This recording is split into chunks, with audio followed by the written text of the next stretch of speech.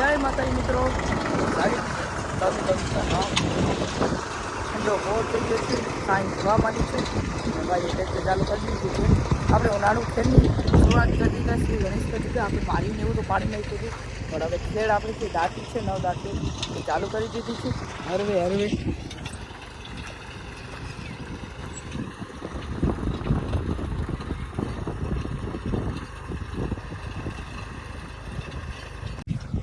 પછી આપણે ઉનાળુ ખેડમાં આપણે દાંતી હાકી પછી એમાં ચાસ નાખશું. આપણે ચાસ મહત્ત્વના હોય છે. 28 ડાળી ઉપર હોય છે, 30 ડાળી ઉપર પોતાના માંડવીના વાવેતર પ્રમાણે ચાસ હોય છે.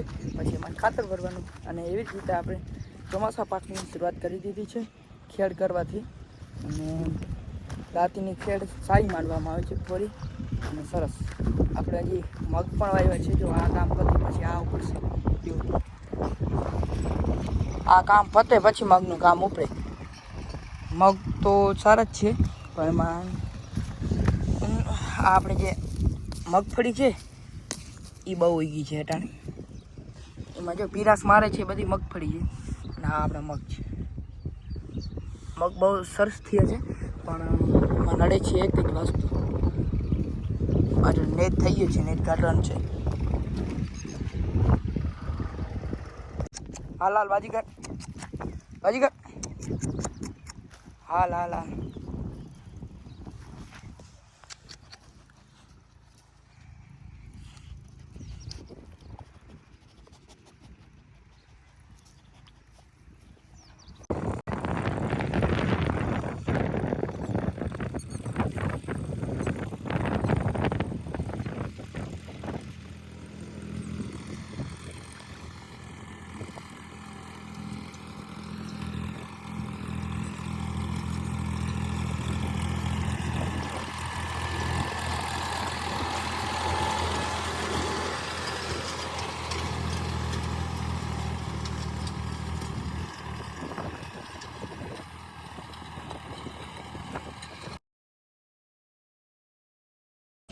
બાયમાં થોડો ઠંડો લઈ આવ્યા છીએ.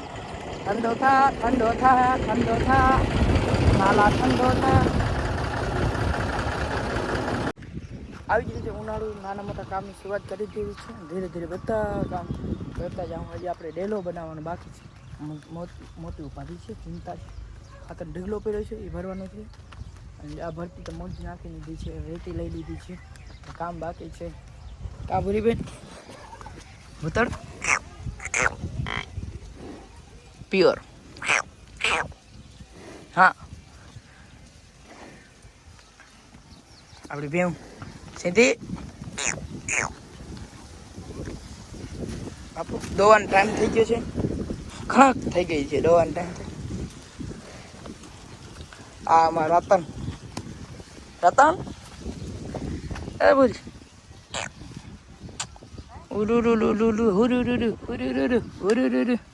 આવા જ વિડીયો જોવા માટે યુટ્યુબ ચેનલને લાઈક કરો, શેર કરો અને યુવા ખેડૂતોને વધુ પ્રોત્સાહન આપો. એવી જ રીતે ખેડૂત જોડાય બ્લોગમાં. જેમાં થઈ ગયું.